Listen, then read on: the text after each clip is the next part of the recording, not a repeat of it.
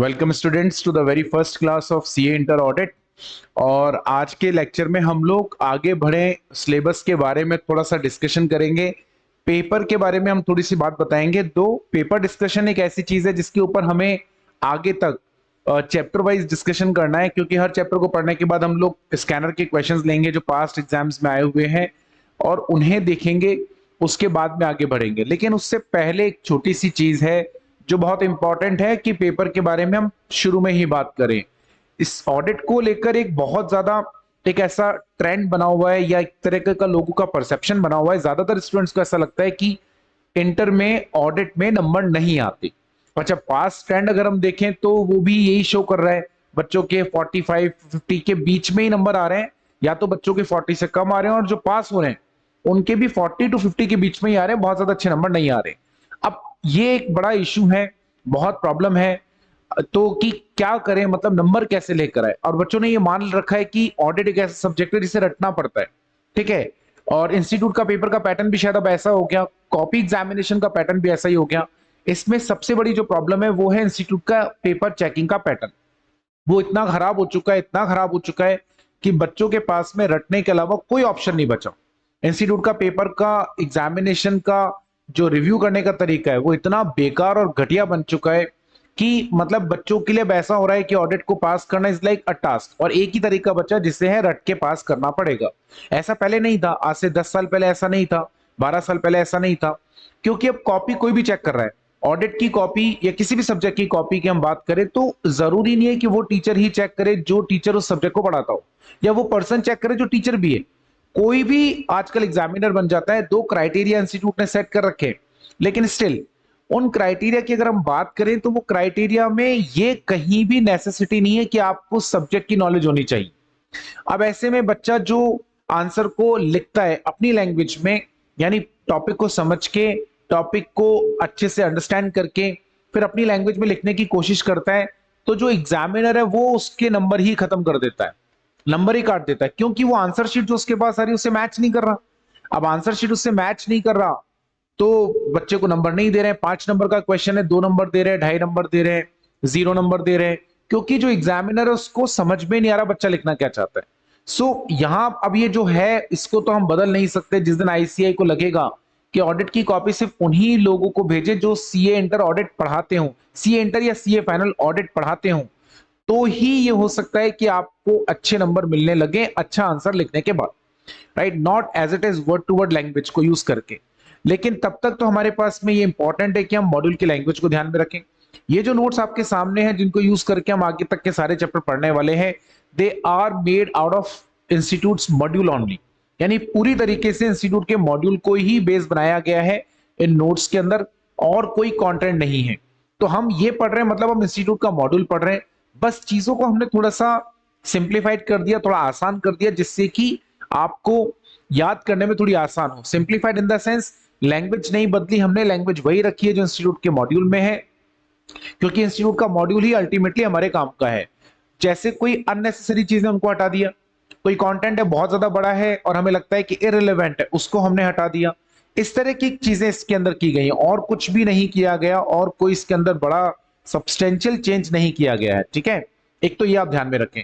तो ये नोट्स आप पढ़ रहे हैं, मतलब मॉड्यूल पढ़ रहे हैं, एक ही बात है। अगर कोई बच्चा मॉड्यूल भी पढ़ता है तो भी सेम ही है, कोई फर्क नहीं है दोनों के अंदर, बट ये थोड़े सिंप्लीफाइड है, ठीक है। एक चीज, दूसरी बात, लैंग्वेज ये याद करनी पड़ेगी। आप देखो क्या होता है ना, एक और चीज है जो बहुत इंपॉर्टेंट है। बच्चे आजकल क्या ढूंढते हैं, इजी। और टीचर जितने भी ऑडिट पढ़ाते हैं, जो भी सब्जेक्ट पढ़ाते हैं, हम ऑडिट की बात करेंगे, वो सब अच्छा पढ़ाते हैं। कोई टीचर खराब नहीं पढ़ाता बेटा, किसी टीचर के नोट्स खराब नहीं होते, किसी टीचर की किताब खराब नहीं होती। जितने भी टीचर हैं वो सारे अच्छे टीचर हैं, वो सब बढ़िया पढ़ाते हैं, और वो टीचर जो है अच्छे नोट्स देते हैं। लेकिन एक प्रॉब्लम है जो बच्चे शायद नहीं पकड़ पाते कि ऑडिट पे नंबर कम क्यों आ रहे हैं। कुछ तो ऐसे बच्चे हैं जो टीचर ने नोट्स दिए, उनको पूरा पढ़ के गए, उसके बाद भी नंबर कम आ रहे हैं। तो अब सवाल है ऐसा क्यों हो रहा है। उसका एक रीजन है कि आप ऐसे नोट्स को प्रेफर करने लग गए हैं, उन टीचर के नोट्स को प्रेफर करते हैं जो उसे छोटा कर देते हैं। और वो इतना छोटा कर देते हैं कि वो पढ़ने में बहुत अच्छा लगता है, इजी लगता है, याद भी आसानी से हो जाता है। पर जब आप उसको लिखते हैं एग्जाम में तो वो जितना कंटेंट इंस्टीट्यूट एक्सपेक्ट करता है किसी क्वेश्चन में, उसका शायद 25% भी नहीं होता।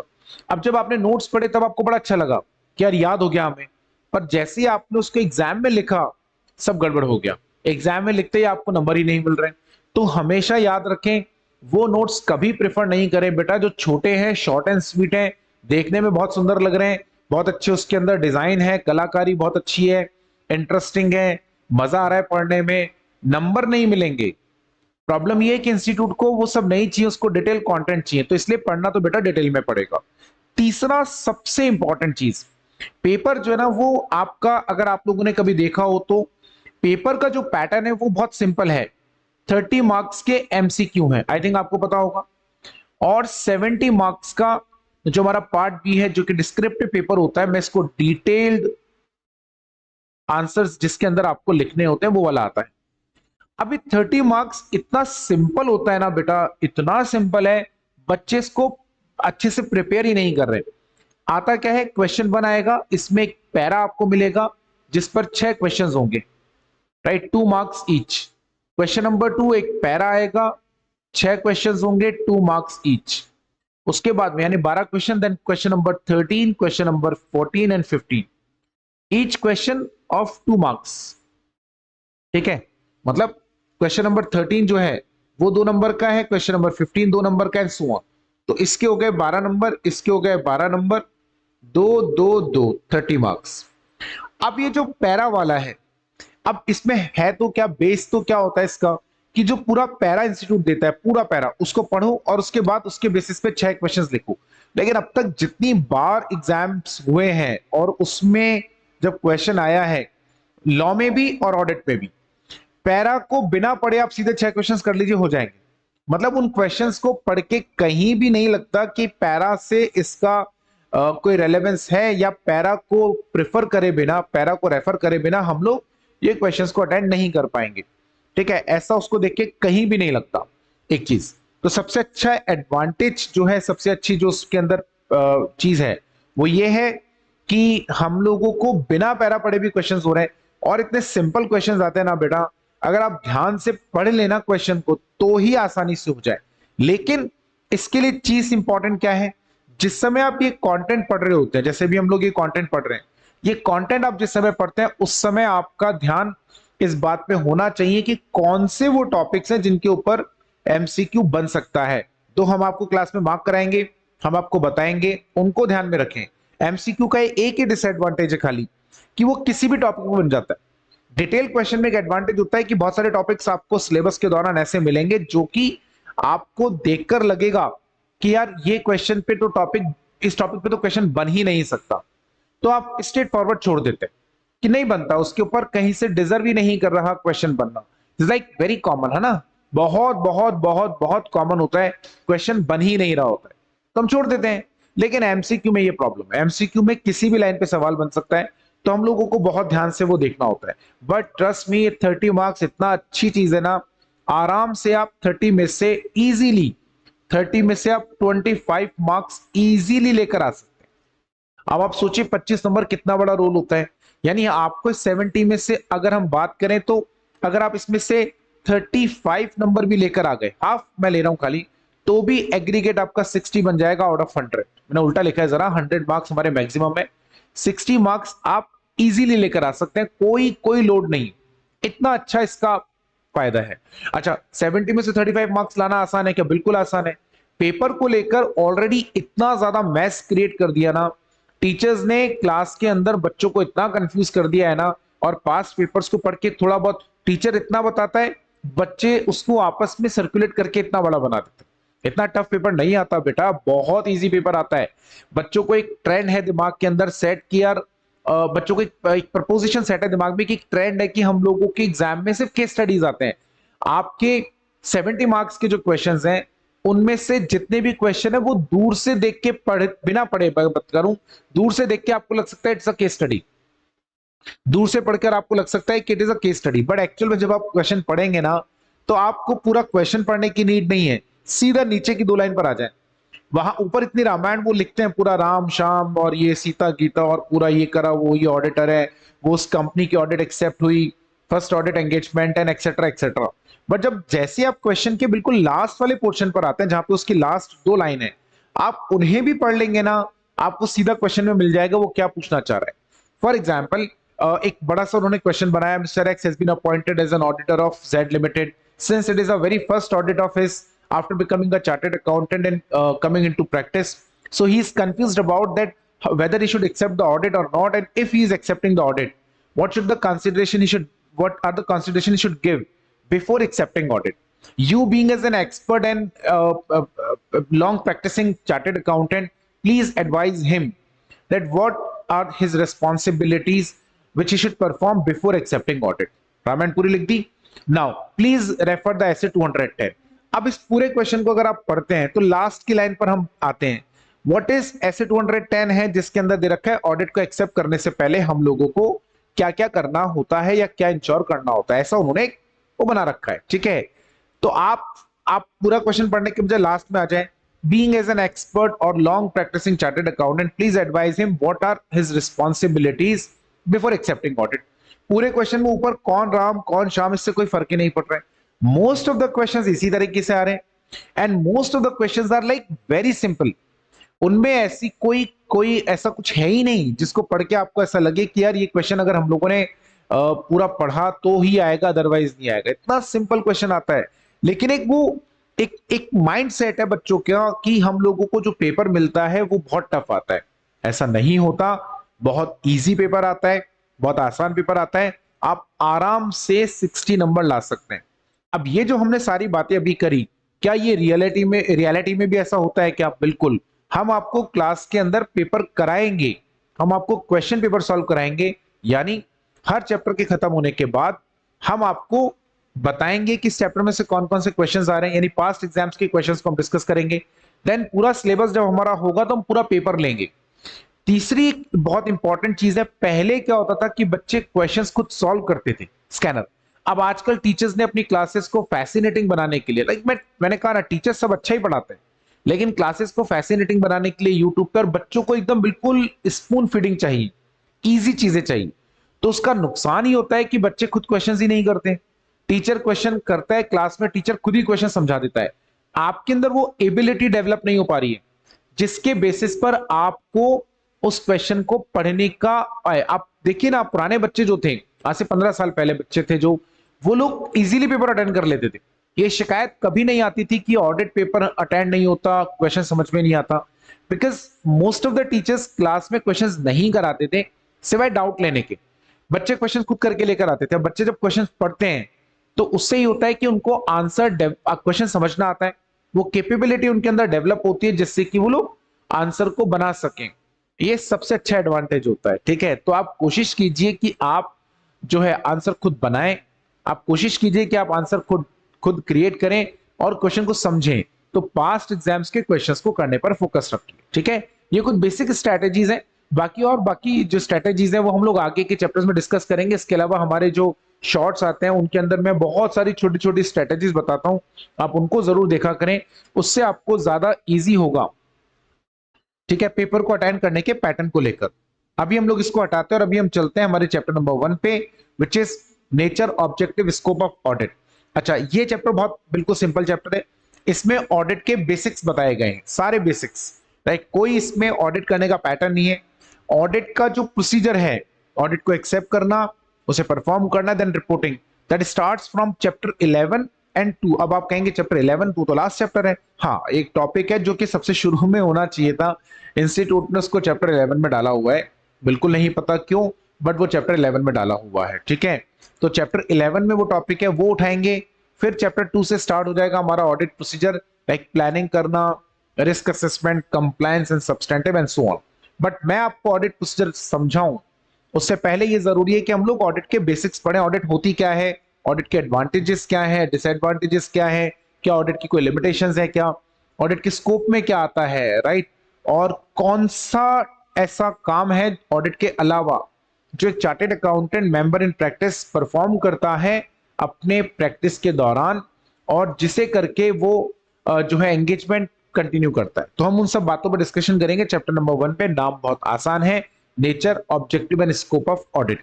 अब सवाल है, पहले तो ऑडिट होता क्या है और ऑडिट की शुरुआत कहां से हुई, ऑडिट आया कहां से। हम आपको हिस्टोरिकल बैकग्राउंड में नहीं लेके जाएंगे, चाणक्य के जमाने पर स्टार्ट हुआ लेकिन उतना हमको पीछे नहीं जाना, कोई नहीं सवाल आता उसके ऊपर। हम बिल्कुल आगे से लेकर आ रहे हैं। ऑडिट का जो वर्ड है, ऑडिट वर्ड, वो आया है, एक वर्ड है लैटिन वर्ड ऑडायर। ये ऑडायर वर्ड से आया है। ऑडायर का मतलब होता है टू हियर, राइट। अब इसके ऊपर क्या बनेगा, इसके ऊपर बनेगा एमसीक्यू, ठीक है। एक छोटा सा बना दिया उन्होंने। The word audit has been drive from a Latin word. अब नीचे 4 ऑप्शन है, उसमें से एक ऑप्शन होगा ऑडायर, उस पर आपको टिक करके आना है, ठीक है। एक चीज तो सिंपल है, इंडिया में जो ऑडिट है उसको कंट्रोल करने के लिए आईसीएआई है, ठीक है, जो 1949 में by the act of parliament establish हुआ।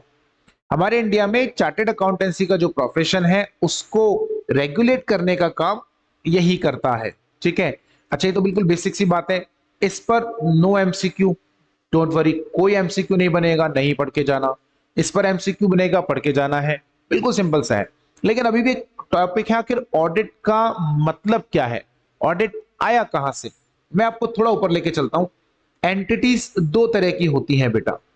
कौन सी दो तरह की होती है, एक होती है कॉरपोरेट, जिसको आप कंपनी भी बोलते हैं, और एक होता है नॉन कॉरपोरेट। एक्चुअल में ऑडिट की जो शुरुआत हुई वो इनकी वजह से हुई। तो मैं ये नहीं कहूंगा कि ऑडिट से विनी की होती है, ऑडिट की जो शुरुआत हुई वो इससे। अच्छा, आप ये ध्यान से सुनिएगा, क्योंकि ऑडिट का जो डेफिनेशन है वो याद करने के लिए अभी मैं याद कराऊंगा आपको डेफिनेशन, वो अभी याद हो जाएगा आपको अगर आपको मीनिंग समझ में आता है तो। Corporate, non corporate. Non corporate में एक अच्छी बात होती है। अच्छी बात क्या है, owner and management are same. Like proprietary firm है, पार्टनरशिप फर्म है। अभी जो प्रोप्राइटरी पार्टनरशिप फर्म्स होती है ना, इनमें क्या अच्छा होता है बेटा, इनके अंदर अच्छा ये होता है कि इन लोगों का जो ओनरशिप है वही मैनेजमेंट को भी संभाल रहा है। प्रोप्राइटरी फर्म है, proprietor is the owner, is the manager. Partnership firm है, partners are the owners, they are managers. And same HUF AOP सब में सेम है, ठीक है। कॉर्पोरेट में ये प्रॉब्लम है, कॉर्पोरेट में owners like they are not same. Owners and management अलग अलग होते हैं। रीजन बिल्कुल सिंपल है, बहुत सारे शेयर होल्डर्स होते हैं। We can't permit all of them to be the part of management, because वो तो बड़ा मैस हो जाएगा, वो संभाल नहीं पाएंगे। तो वी यूज टू अपॉइंट 4 5 10 20 जितने भी लोग हमको चाहिए, we use to appoint them as management. कौन अपॉइंट करता है, ओनर्स ही करते हैं, लाइक शेयर होल्डर्स वही करते हैं। लेकिन प्रॉब्लम ये है कि they are outsiders. Sometimes few people out of the owners can be management. होता है कुछ शेयर होल्डर्स कंपनी के मैनेजमेंट में भी है, लेकिन कुछ बाहर से भी होते हैं, पर कैपेसिटी तो अलग अलग ही है ना यार। अब मैनेजमेंट जो है ही इज लाइक, उसकी ड्यूटी क्या थी, हम उसको बहुत अच्छा अमाउंट देते हैं मैनेजमेंट को, भी to around 11% of net profit under section 197 of companies act. Companies management is entitled for 11% of net profit as their remuneration. So we are already giving a huge amount of profits to them just to ensure that they run the company in the best stake of shareholders. ये उनको करना चाहिए था, और not shareholders only but stakeholders, all stakeholders. आपको तो पैसा मिला ना, सैलरी भी नहीं दे रहे, प्रॉफिट में हिस्सा दे रहे हैं। So if you will perform better, you'll get the higher profit. You'll like if you not perform better, you'll get the lower amount of profit. Simple है। अब मैनेजमेंट की जिम्मेदारी थी, they should run the company in the best interest of stake holder, that was their responsibility, they should perform it very clearly. अब उन्होंने ऐसा करा या नहीं करा पता नहीं, बट उनको ऐसा करना तो चाहिए था, करेक्ट, यही होना चाहिए था। लेकिन वो ऐसा पता नहीं करेंगे या नहीं करेंगे, अब हम क्या करें।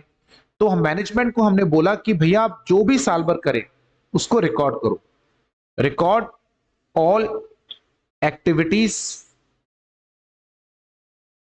परफॉर्म्ड बाय देम, ऐसा हमने उनको बोला। And they used to do that, they prepare books of accounts and financial statement. What is books of accounts, whatever management did throughout the year, उसका एक रिकॉर्ड हमने maintain करा। पूरे साल भर जो भी आपने करा उसका एक रिकॉर्ड हमने मेंटेन करा, ठीक है। और उस रिकॉर्ड से ही फाइनली हमने क्या बनाया, फाइनेंशियल स्टेटमेंट हम लोगों ने बनाया। हमारा फाइनेंशियल स्टेटमेंट रेडी हो गया, हमारे बुक्स ऑफ अकाउंट्स रेडी हो गए। अब मैनेजमेंट कह रहा है हमने जो भी साल भर करा वो बहुत अच्छा करा है, दिस इज लाइक, ये books of accounts and financial statement is the evidence. वो हमको ऐसे बोल रहा है, सर ये books of accounts and financial statement is the evidence कि हमने पूरे साल भर जो भी करा वो एकदम बढ़िया करा, सही करा, ठीक है। अब हमने कहा ठीक है, we will examine this. Financial statement को कौन रिव्यू करता है? इसको रिव्यू करेगा रिव्यू बाय शेयर होल्डर्स। इसलिए तो एजीएम से 21 डेज पहले हम लोग सारे शेयर होल्डर्स को फाइनेंशियल स्टेटमेंट भेजते हैं कि भाई आप अच्छे से रिव्यू कर लें। आपको लगे अगर मैनेजमेंट का परफॉर्मेंस अच्छा है, क्योंकि financial statement is a reflection of managements performance, पूरे साल भर जो भी करा वो रिकॉर्ड्स में, रिकॉर्ड से P&L बैलेंस शीट बना, सो it is basically the reflection of managements function. तो हमने कहा भी आप एक बार रिव्यू कर लो, अगर आपको लगे मैनेजमेंट्स परफॉर्मेंस इज गुड तो आप क्या करना, आप ओके कर देना। अगर आपको लगे मैनेजमेंट का परफॉर्मेंस अच्छा नहीं है तो हटा देना मैनेजमेंट को, ये आपके हाथ में, क्योंकि मैनेजमेंट को शेयर होल्डर्स ही लाते हैं और शेयर होल्डर्स ही हटाते हैं, एक सिंपल। अब ये लोग रिव्यू करने बैठे ना, a question came into mind of share holders, ये फाइनेंशियल स्टेटमेंट तो किसने बनाए? मैनेजमेंट ने। उन्होंने पूरे साल भर जो काम करा उसी को तो रिकॉर्ड्स में रिकॉर्ड करा, उसी से फाइनेंशियल स्टेटमेंट बनाया। क्या गारंटी है कि उन्होंने जो पूरे साल भर करा वही रिकॉर्ड्स में दिखाया? मे बी पॉसिबल, या हो सकता है उन्होंने उसको मैनिपुलेट करा, what we call as window dressing, पढ़ा था हम लोगों ने बचपन में, विंडो ड्रेसिंग हो सकता है मैनेजमेंट ने करा हो। तो ऐसे में there is like no guarantee कि जो मैनेजमेंट ने करा वही मैनेजमेंट ने दिखाया, हो सकता है मैनेजमेंट ने उसे विंडो ड्रेस करके मैनिपुलेट करके दिखाया हो। तो अभी हम क्या करें? तो we ask a question to management कि सर हमें डाउट है। अब मैनेजमेंट से अगर ये डाउट पूछोगे तो मैनेजमेंट तो यही कहेगा ना, सब्जी वाले की दुकान पे खड़े होकर सब्जी वाले से पूछोगे भैया ये सब्जी फ्रेश तो है ना, खराब तो नहीं है ना? कोई दुकानदार ये बोलेगा ये सब्जी खराब है? वो तो यही बोलेगा फ्रेश है, वो यही बोलेगा सही है। तो आप मैनेजमेंट से पूछ रहे हैं ये फाइनेंशियल स्टेटमेंट सही है क्या? So what are you expecting? वो बोलेगा कि नहीं ये सही नहीं है, नेचुरली वो ये बोलेंगे एकदम सही है, तो उनसे तो पूछने का फायदा नहीं। और हम शेयर होल्डर्स इतने केपेबल नहीं होते कि वो इसको रिव्यू करके एग्जामिन करके कर सके। शेयर होल्डर तो कोई भी बन सकता है ना। So we need someone who who may review such financial statements better than management, like जिसके पास ऐसी कैपेबिलिटी हो, ऐसी स्किल हो, ऐसा उसके पास में वो हो नॉलेज कि वो हमारे फाइनेंशियल स्टेटमेंट्स को बढ़िया रिव्यू करे और हमें बताए कि मैनेजमेंट ने जो साल भर करा वही फाइनेंशियल स्टेटमेंट में दिखाया या नहीं दिखाया। ठीक है, so what we do review by share holders? No. But what they shareholders appointed auditor to audit such financial statement. बल्कि मैं ऑडिट नहीं लिखूंगा, मैं लिखूंगा टू एग्जामिन फाइनेंशियल स्टेटमेंट। अब ऑडिट के लिए जरूरी है कि ऑडिट में जो बंदा एग्जामिनेशन करे वो एकदम इंडिपेंडेंटली एग्जामिनेशन करे, यानी वो बायस्ड ना हो। मैनेजमेंट के पास जब वो जाएगा रिकॉर्ड्स को एग्जामिन करे, बिल्कुल इंडिपेंडेंट होना चाहिए, यानी वो मैनेजमेंट से किसी भी तरीके से कोई मतलब ऐसा होए ना कि वो मैनेजमेंट के फेवर में, वो तो जो सच हो वो बोले। अगर फाइनेंशियल स्टेटमेंट वाकई में अच्छे हैं, अच्छे इन द सेंस जो मैनेजमेंट ने करा वही दिखाया, तो वो बोले कि मैनेजमेंट ने जो करा है वही दिखाया। अगर मैनेजमेंट ने जो करा वो नहीं दिखाया तो वो बोले मैनेजमेंट ने जो करा वो नहीं दिखाया। मतलब ये कि कम ऐसे लोग होने चाहिए, ऐसा व्यक्ति होना चाहिए जो एकदम अनबायस्ड हो, एकदम निष्पक्ष हो, तो फायदा है ऑडिट का, अदरवाइज तो कोई फायदा नहीं, राइट। और वो एग्जामिन करके बोले। मैं यहां पर एक बात क्लियर करता हूं, ऑडिटर कभी ये नहीं बताता मैनेजमेंट का परफॉर्मेंस अच्छा है या खराब है, ये बताना मैनेजमेंट का काम नहीं होता। ठीक है, ये सॉरी ये काम बताना ऑडिटर का नहीं होता है। ऑडिटर का काम सिर्फ ये बताना है कि फाइनेंशियल स्टेटमेंट में जो है वो वही है जो मैनेजमेंट ने एक्चुअल में करा। ठीक है, और इस लाइन को आप याद रखिएगा, आगे थोड़ी देर बाद मैं आपको इसका रीजन बताऊंगा कि ये क्यों है ऐसा और इसका एडवांटेज क्या है। तो ऑडिटर कभी ये नहीं बताता that performance of management is good और नॉट, वो काम तो शेयर होल्डर का है। See they are the owners, they should decide that whether their management is performing properly और नॉट, ये उनका काम है। लेट देम डिसाइड उनका परफॉर्मेंस अच्छा है या नहीं। उनका प्रॉब्लम ये नहीं था कि वो इवैल्यूएट नहीं कर पा रहे, उनका प्रॉब्लम ये था कि उन्हें फाइनेंशियल स्टेटमेंट पे ट्रस्ट नहीं हो रहा। तो that is why they called auditor to examine independently financial statements, ठीक है, and to report on such financial statement. Simple. अब ऑडिटर एग्जामिन करेगा, see auditor has 100% authority, he is the highest authority, right. BOD से भी ऊपर है क्योंकि इसको किसने भेजा? शेयर होल्डर्स ने भेजा। तो इसका जो अथॉरिटी लेवल है वो बहुत हाई लेवल का अथॉरिटी है। ठीक है, बहुत बड़ी अथॉरिटी है। ये कंपनी के कोई से भी रिकॉर्ड्स को एग्जामिन कर सकता है, कोई भी डॉक्यूमेंट को एग्जामिन कर सकता है, ये कंपनी के किसी भी एम्प्लॉय से इंफॉर्मेशन ले सकता है, ये किसी भी ब्रांच, गोदाम या कहीं भी विजिट कर सकता है, right. He has all authorities and powers to examine the records. तो इसके पास सुप्रीम अथॉरिटी है बेटा, सुप्रीम अथॉरिटी, कोई इसको मना नहीं कर सकता। इसलिए तो मैनेजमेंट ऑडिटर से डरता है। आप कभी किसी एंटिटी में ऑडिट करने जाएंगे ना, सो उनको डर लगता है, ऑडिटर आ रहा है, तो they used to like very cautious कि ऑडिटर के आने से पहले सारे रिकॉर्ड्स अवेलेबल हो, डॉक्यूमेंट्स हो। अगर ऑडिटर को कोई इंफॉर्मेशन या रिकॉर्ड नहीं मिला तो वो ये मान लेगा कि फाइनेंशियल स्टेटमेंट में आपने जो भी रिकॉर्ड करा है वो फर्जी है, और वो अपनी रिपोर्ट में लिख देगा। तो इसीलिए ऑडिटर इंडिपेंडेंटली एग्जामिन करता है। क्या एग्जामिन करता है? फाइनेंशियल स्टेटमेंट नहीं। हमने बोला तो यही है कि फाइनेंशियल स्टेटमेंट एग्जामिन करेगा, लेकिन एक्चुअल में आप देखो, financial statement just a presentation. Financial statement like for example balance sheet में आपने फिगर लिखा स्टॉक या लैंड एंड बिल्डिंग या कैपिटल, कोई भी एक फिगर पकड़ लेते हैं। यू सिंपली नोट स्टॉक, उसका वैल्यू, बट ये वैल्यू आया कहां से? ये आता है रिकॉर्ड से, like trial balance, general entries, ledger, उनसे आया है। ट्रायल बैलेंस, लेजर, ठीक है ना, जनरल एंट्रीज, उनसे आता है ये बेसिकली, ठीक है, ये वहां से आ रहा है। तो हम लोगों को फाइनेंशियल स्टेटमेंट बोलने में यही आता है, फाइनेंशियल स्टेटमेंट का एग्जामिन करना है, लेकिन एक्चुअल में हम फाइनेंशियल स्टेटमेंट का एग्जामिनेशन नहीं कर रहे होते हैं। हम कर रहे होते हैं क्या? हम कर रहे होते हैं फाइनेंशियल स्टेटमेंट की जगह फाइनेंशियल इंफॉर्मेशन का एग्जामिनेशन। ये जो फाइनेंशियल स्टेटमेंट से पहले के रिकॉर्ड्स है ना बेटा, इसको बोलते हैं फाइनेंशियल इंफॉर्मेशन, ठीक है। So we don't use to examine financial statement, wrong concept है ना। मैं नहीं बोल रहा हूं, इंस्टीट्यूट ने लिखा हुआ है, सॉरी, सच है और ये सही भी है।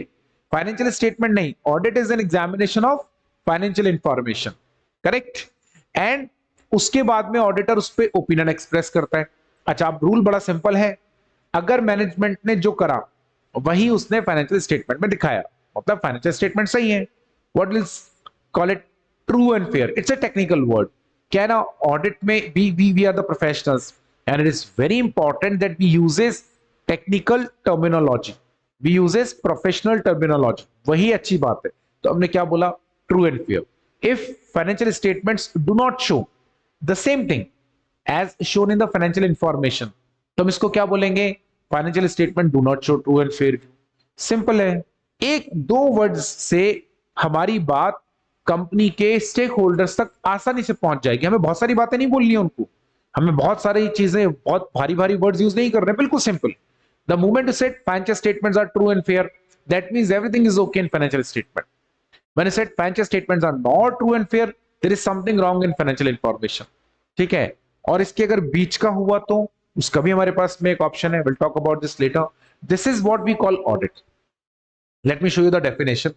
An audit is an independent examination of, अब देखो टर्म क्या आ रहा है? इंडिपेंडेंट एग्जामिनेशन, ठीक है, of financial information. Set, financial statement का एग्जामिनेशन नहीं होता, किसका होता है बेटा? फाइनेंशियल इंफॉर्मेशन का। That is we examine the trial balance, the ledger, the general entry, the source document. What is the source document? The source document means जिनसे वो बना, ठीक है। Financial information means trial balance which comes from ledger, which comes from journal entry, and which comes from source document, ठीक है। सो source document से general entry, general entry से laser, laser से ट्रायल बैलेंस। आगे बात समझ में, ये ध्यान में रखना। तो ये सब चीजों को हम फाइनेंशियल इंफॉर्मेशन बोलते हैं। We independently examine all this of an entity, ठीक है। अब देखो आगे की line is not important. Why it is not important? उसके होने या नहीं होने का ऑडिट से कोई लेना देना नहीं। ये जो मैंने करा ना, ये not important at all. This line is not important. क्यों? हम लोगों को बेटा कोई फर्क नहीं पड़ता। डॉक्टर जब ऑपरेशन थिएटर में जाता है ना, तो ऑपरेशन थिएटर के अंदर एक बार अगर पेशेंट आ गया ऑपरेशन थिएटर में, ऑपरेशन टेबल पे डॉक्टर पहुंच गया ऑपरेशन करने, उस समय डॉक्टर कभी भी ये नहीं सोचता ये पेशेंट गरीब है, अमीर है, इसने पैसे दिए हैं, नहीं दिए हैं, ये पेशेंट हमें पैसे देगा, नहीं देगा। ऑपरेशन टेबल पर अगर कोई पेशेंट आ गया तो इसका बड़ा सिंपल सा मतलब है कि अब डॉक्टर ऑपरेशन वैसे ही करेगा जैसा कि वो बाकी पेशेंट का करता, ठीक है। डॉक्टर ऑपरेशन बहुत अच्छे तरीके से करेगा, बेस्ट तरीके से करेगा। एक बार अगर टेबल पर ऑपरेशन थिएटर में पेशेंट आ गया फॉर ऑपरेशन, यानी वो अब उस समय ये नहीं सोचता, उसे कोई फर्क नहीं पड़ता कि ये जो पेशेंट अभी टेबल पे लेटा हुआ है, ये अमीर है, गरीब है, ये पैसे देगा नहीं देगा, कुछ नहीं, ये जवान है, बूढ़ा है, कोई फर्क नहीं पड़ता। सेम ऐसे हमारे पास जब किसी एंटिटी की ऑडिट आती है, हमें बेटा कोई फर्क नहीं पड़ता कि उस एंटिटी, वो एंटिटी कौन है, कंपनी है, फर्म है, AOP, BOI, HUF, individual, society, trust, हमें कोई फर्क नहीं पड़ता। हमें कोई फर्क नहीं पड़ता कि उस एंटिटी ने अपनी ऑडिट स्टैट्यूटरीली करवाई, यानी लॉ के कहने पे कराई, या अपनी ऑडिट वॉलंटरीली कराई, हमें कोई फर्क नहीं पड़ता। We do audit independently. So that is why this line is not important. क्या लिखा है, of an entity whether profit oriented or not, irrespective to its size or legal form, like it is hardly matters to us. ठीक है, आगे line वापस important, हम ऊपर से पढ़ेंगे। Audit is an independent examination of financial information of an entity when such examination is conducted with a view to express opinion thereon. अब यहां देयरऑन का मतलब क्या है बेटा, यहां है financial statement, though we examine the financial information but we express opinion on financial statement. We express opinion on financial statement. We don't express opinion on financial information. Opinion, क्योंकि लोगों को सीधा कंक्लूडिंग रिमार्क चाहिए, लोगों को सीधा conclusion चाहिए कि भाई हमने तो आपसे ये पूछा था कि फाइनेंशियल स्टेटमेंट पे हम भरोसा करें या नहीं करें। अगर आप बोलोगे ट्रू एंड फेयर है, will trust on financial statement. आप बोलोगे ट्रू एंड फेयर नहीं है, we will not trust on financial statement. So rule is very simple, आप बोलोगे भरोसा करेंगे, आप बोलोगे भरोसा नहीं करेंगे, राइट। तो ट्रू एंड फेयर है मतलब फाइनेंशियल स्टेटमेंट पे भरोसा कर सकते हैं, ट्रू एंड फेयर नहीं है तो फाइनेंशियल स्टेटमेंट पे भरोसा नहीं कर सकते। इट्स लाइक वेरी सिंपल, इसमें कोई कंफ्यूजन नहीं है ना। So it is an audit. अब देखो इसका डेफिनेशन कितना आसान है, it is an independent examination of financial information to express opinion on financial statement. ठीक है, आप थोड़ा बढ़ा करना चाहे तो to express opinion on truth and fairness of financial statement. आप थोड़ा और बड़ा करना चाहे तो वो जो बीच में लाइन थी जो मैंने कहा था नॉट इंपॉर्टेंट, उसे आप ऐड ऑन कर सकते हैं, that audit is an independent examination of financial information of an entity whether profit oriented or not, irrespective to its size and form, when such audit is conducted with a view to express opinion on financial statement। ठीक है, ये हमारा बन जाएगा audit का definition. So originally the audit came into existence because of companies की वजह से ये ऑडिट आया। तो इसका क्या मतलब है कि क्या बाकी एंटिटीज की ऑडिट नहीं होती? नहीं, ऐसा हमने नहीं कहा, बाकी एंटिटीज की भी ऑडिट होती है, बाकी एंटिटीज का भी ऑडिट किया जाता है। अब वो कैसे होता है, तो जैसे कोई एंटिटी ऐसी है जिसको वैसे ऑडिट की नीड नहीं है, राइट। क्योंकि यहां कंपनी के केस में तो आपने क्या देखा, कंपनी के केस में आपने देखा कि कंपनी का ऑडिट हम इसलिए करवाते हैं या कंपनी का ऑडिट इसलिए हो रहा है क्योंकि कंपनी के मैनेजमेंट और शेयर होल्डर्स अलग अलग है। तो शेयर होल्डर्स कंपनी के ऊपर नजर नहीं रख सकते पूरे साल पर, they cannot even interfere in day to day working of companies management. So well in such a case it becomes very difficult for company manage shareholders to keep a watch to control the entity। तो इसलिए हम लोगों ने साल के and में management के काम को रिव्यू कराया। बट अगर कोई प्रोप्राइटरी फर्म है, पार्टनरशिप फर्म है, वहां तो उनका खुद का डायरेक्ट कंट्रोल होता है, वही मैनेजमेंट, और अपनी ऑडिट कराने का तो कोई सेंस ही नहीं निकलता। So why they used to like go for the audit. लेकिन इसके रीजन है, देखो फॉर एग्जांपल अगर आज किसी प्रोप्राइटरी फर्म को बैंक से लोन लेना है, अब बैंक वाले आपसे आपके पिछले 5 सालों के फाइनेंशियल स्टेटमेंट्स मांगते हैं, राइट।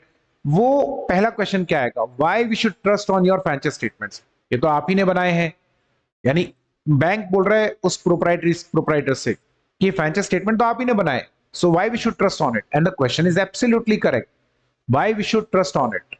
क्यों भरोसा करें हम इसके ऊपर? हो सकता है आपने मैनिपुलेट करा हो, विंडो ड्रेस करा हो, ज्यादा लोन लेने के लिए आपने फाइनेंशियल स्टेटमेंट्स को मैनिपुलेट करा हो या विंडो ड्रेस करा हो। Is it possible? Yes, it is possible. तो फिर क्या होगा, पॉइंट इज करेक्ट। तो ऐसे केस में बैंक उस प्रोप्राइटर को बोलता है आप ऑडिट करा के लेकर आओ। Now you realise the need of the audit. Same as मान लीजिए इनकम टैक्स है, इनकम टैक्स में अगर आपका टर्नओवर एक लिमिट से ऊपर जा रहा है, whatever the limit is under section 44AB, 1 crore या 2 करोड़ जो भी लिमिट है वो आप इनकम टैक्स में पढ़ेंगे। यदि आपका टर्नओवर उससे ऊपर जाता है तो पहला क्वेश्चन जो इनकम टैक्स डिपार्टमेंट आपसे पूछता है वो ये कहता है कि हम आपके फाइनेंशियल स्टेटमेंट्स पे भरोसा क्यों करें। Like whatever profit you are showing in your financial statement, वो तो आपने जो प्रॉफिट बताया वो है। अभी प्रॉफिट सही है या नहीं, ठीक है, ये प्रॉफिट कम ज्यादा तो नहीं है, ये हमें कैसे पता चले? हो सकता है आपने कम टैक्स देने के लिए प्रॉफिट कम दिखा दिया हो, ये तो पॉसिबल है। हाँ पॉसिबल तो है, ये तो हो सकता है। तो ऐसे में क्या किया जाए? तो ऐसे केस में हमने एक सिंपल सा रूल बनाया, ठीक है ना, बहुत सिंपल सा रूल है, ऑडिट करा लो। Because independent auditor like practising chartered accountant के अलावा और कौन ही हो सकता है independent person, qualified, knowledgeable, trained and expertise, और इंडिपेंडेंट तो हम है ही। So income tax also want this. आप अपना बिजनेस किसी को सेल कर रहे हैं, आपने उससे परचेस कंसीडरेशन मांगा, पीसी। अब पीसी कैसे निकलता है? एसेट्स एंड लायबिलिटी से। तो जो बायर है, he may doubt on your financial statements, उसको डाउट हो रहा है, वो कह रहा है कि हम आपके फाइनेंशियल स्टेटमेंट्स को सही क्यों माने? हो सकता है आपने ज्यादा परचेस कंसीडरेशन मिले, इसके लिए आपने फाइनेंशियल स्टेटमेंट्स को क्या कर दिया होगा? आपने इसको विंडो ड्रेस करा होगा, राइट? एसेट्स को ओवर वैल्यू कर दिया होगा, लायबिलिटीज को शायद अंदर। Again there is a problem. So on whom to trust? एक ही बंदा बचा शेयर होल्डर में से, sorry auditor, again audit. So ऐसा नहीं है कि ऑडिट कंपनी की होती, तो ओरिजिनेशन हो सकता है कंपनी की वजह से आया हो, लेकिन नीड सब जगह है। अच्छा एक मजेदार बात क्या, जो कि कंपनी का जो ऑडिटर है, किसी भी एंटिटी का जो ऑडिटर है, वो कभी भी ये नहीं बताता मैनेजमेंट का परफॉर्मेंस अच्छा है या नहीं है। वो कभी भी आपको ये नहीं बताएगा कि परफॉर्मेंस अच्छा है बुरा है। वो कभी नहीं बताएगा कि आपके एसेट्स एंड लायबिलिटीज की पोजीशन गुड है या बैड है। वो इस पर कोई बात नहीं करता। तो वो क्या करता है? वो सिंपली लिसन दिस केयरफुली, वो कभी भी ये नहीं बताता कि आपके फाइनेंशियल स्टेटमेंट्स अच्छे हैं बुरे हैं, showing better, not better and etcetera, नहीं। वो आपको सिंपली ये बताता है कि आपका फाइनेंशियल स्टेटमेंट वही शो कर रहा है या नहीं जो फाइनेंशियल स्टेटमेंट में होना चाहिए, ठीक है? यानी जो मैनेजमेंट ने करा एग्जैक्टली वही फाइनेंशियल स्टेटमेंट में शो हुआ या नहीं हुआ, ये बताता है। वो कभी ये नहीं बताता कि आपके फाइनेंशियल स्टेटमेंट्स अच्छे हैं या बुरे। ये जज करना उन लोगों का काम है जिन लोगों को वो फाइनेंशियल स्टेटमेंट यूज करना है। जैसे शेयर होल्डर को फाइनेंशियल स्टेटमेंट यूज करने, शेयर होल्डर डिसाइड करे, राइट? बैंक को लोन देना है, बैंक डिसाइड करे कि आपका फाइनेंशियल पोजीशन अच्छा है या खराब है, ठीक है? जिसको आपका बिजनेस खरीदना है वो डिसाइड करे कि आपके बिजनेस का जो फ्यूचर पर्सपेक्टिव है वो अच्छा है या बुरा है। हम सिर्फ ये बताते हैं आपके फाइनेंशियल स्टेटमेंट को मैनिपुलेट तो नहीं किया गया, हम सिर्फ ये बताते हैं कि आपके फाइनेंशियल स्टेटमेंट्स को विंडो ड्रेस तो नहीं किया गया, बस हमारा इतना सही काम है। हम और कुछ भी नहीं बताते, ठीक है? सो आप ये ध्यान में रखिए। इसीलिए ऑडिटर जब ऑडिट करेगा, तो ऑडिटर ऑडिट करते समय फाइनेंशियल स्टेटमेंट का ट्रूथ एंड फेयरनेस चेक करता है। अब इसका एडवांटेज देखो, किसी कंपनी ने ऑडिट कराया, उसने तो इस पर्पज से कराया था, राइट? उसको तो ये नीड थी, इस वजह से कराना पड़ा। हो सकता है लॉ में लिखा है इस वजह से कराना पड़ा। बट किसी एक ईयर की अगर ऑडिट हो गई, किसी भी रीजन से हुई हो, वो सब जगह काम में आएगी ऑडिट रिपोर्ट। यानी अगर ऑडिटर ने ऑडिट करी, फाइनेंशियल स्टेटमेंट के लिए लिखा उसने ट्रू एंड फेयर है, ठीक है? फाइनेंशियल स्टेटमेंट के लिए लिखा ट्रू एंड फेयर, ऐसा उसने लिख दिया। Now this report can be used by banks, can be used by the government like income tax department, that can be used by the shareholders, that can be used by the buyers of the business। कहीं भी same report, अलग अलग audit नहीं कराना है। ये advantage, इसलिए मैंने आपसे उस समय कहा था ऑडिटर कभी भी किसी भी एंटिटी का परफॉर्मेंस पर रिपोर्ट नहीं करता। ऑडिटर परफॉर्मेंस पे रिपोर्टिंग नहीं करता, ऑडिटर रिपोर्टिंग करता है आपकी एंटिटी के financial statements true and fair है या नहीं, ठीक है? एक चीज। अच्छा अब हम आपको कुछ बेसिक छोटे छोटे क्राइटेरिया बता रहे हैं जो ऑडिटर चेक करता है। मतलब जब हम इस कंक्लूजन पर पहुंचेंगे कि financial statement true and fair है या नहीं, उस कंक्लूजन पर कैसे पहुंचते हैं? अगर ये चीजें जो आप देख रहे हैं नीचे 6 पॉइंट्स बने हुए, अगर ये सब चीजें उसको ओके मिले, तो इसका मतलब financial statement true and fair है। Rule is very simple. अगर उसको ये 6 चीजें मिले, तो मतलब financial statements are true and fair. ये 6 चीजें ना मिले, तो मतलब financial statements are not true and fair. The rule is like very simple. कौन सी 6 चीजें देखो?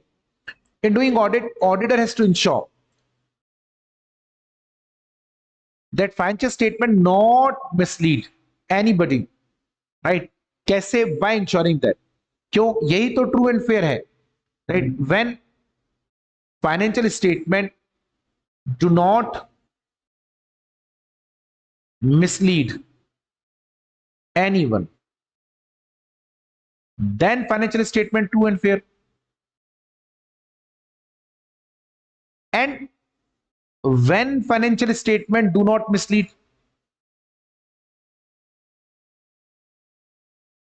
कब फाइनेंशियल मिसलीड नहीं करते, जब ये सब हो।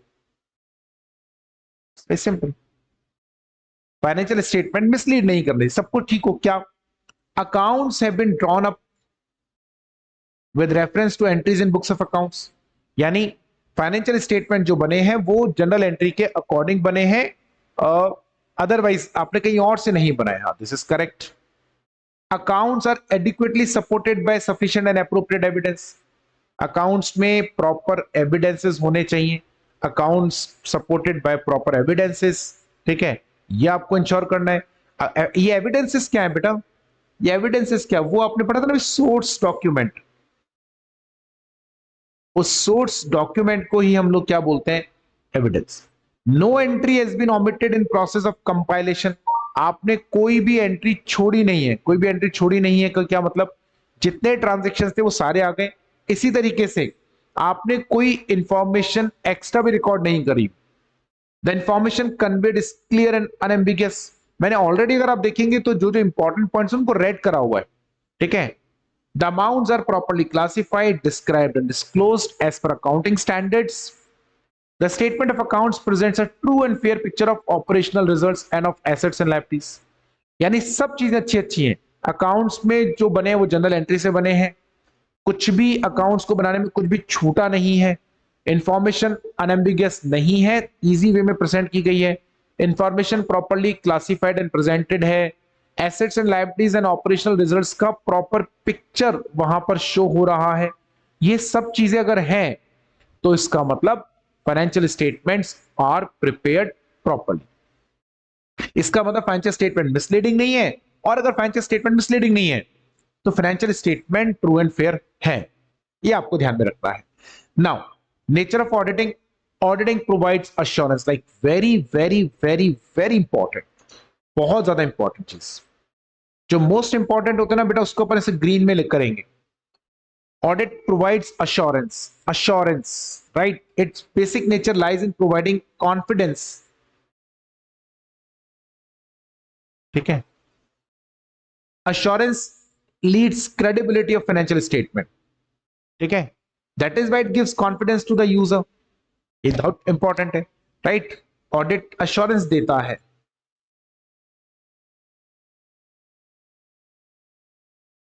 यूजर्स को